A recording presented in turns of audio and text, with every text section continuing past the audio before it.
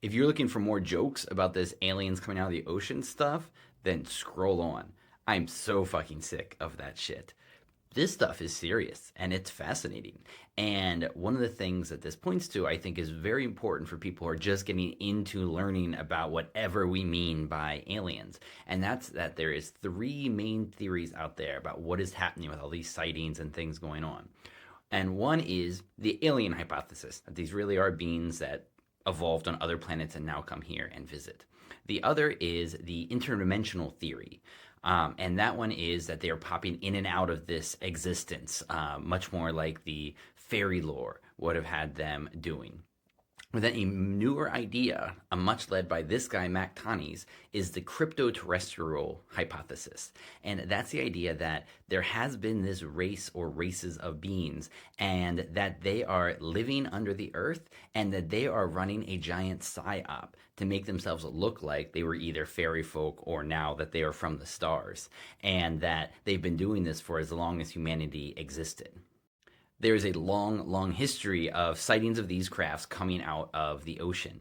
And the idea behind it is that they may not be as powerful as we are in some ways, or they may have a far lesser numerical superiority than us, but they are very smart and they are using branches of the US government and using psyops to obscure the fact that they're actually right here and have been the whole time.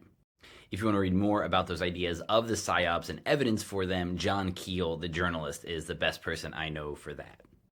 One of the reasons to take this seriously you can see exemplified in The Time Machine by H.G. Wells, where you might remember he goes far forward into the future and finds these happy elf-like Eloi who have a very joyful life during the sunny part of the day, but at night they're very scared. And it turns out that at night, the Morlocks, the other half of humanity that went underground and split, they come up and they simply harvest these happy things and use them for eating and other purposes. This harkens to something you see a lot in the abduction literature and in the history of fairy tale and folklore as well, and it's the harvesting of human sexual apparatus, and that there's something like this going on there. It's a very long, dark thread of alien sexual assault.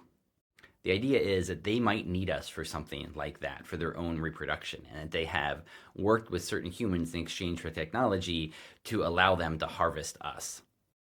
Whichever of these hypotheses is correct, if any, I think the most important quote goes back to Charles Fort, the great collector of anomalous phenomena, who said, "I think Earth is a farm.